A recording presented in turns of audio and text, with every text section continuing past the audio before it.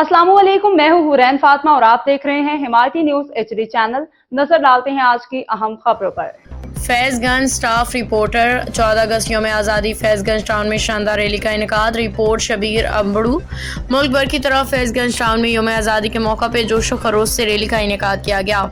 नौजवान इत्तेहाद फैज़गंज टाउन की जानिब से मुनाकिदा इस रैली की सरपरस्ती पीर तरीक़त हज़रत मुफ्ती यूसुफ सैफी दामत बरकातुहु अलैह बुजुर्ग मोहल्ला कमेटी ने की। रैली में तलबा तालिबात समेत मुहिबान पाकिस्तान की बड़ी तादाद ने शिरकत की। हर साल की रवायत को बरकरार रखते हुए इस बार भी कल पाकिस्तान खिजरी बरादर तंजीम हल्का भैंस कॉलोनी के मेंबरान जिम्मेदारान ने रैली का वालिहाना इस्तकबाल किया।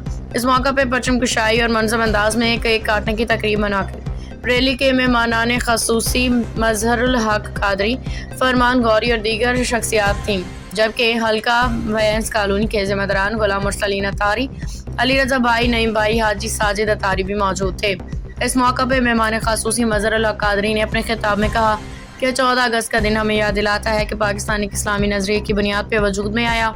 यह हमारे शहदा की अजीम कुर्बानियों का समर है। उन्होंने मुल्क की तरक्की और खुशहाली और तमाम पाकिस्तानी अवाम के लिए दुआए खैर भी की। रैली के इख्तिताम पे शुरका ने पाकिस्तान जिंदाबाद के नारों से फिजा को गुंजा दिया।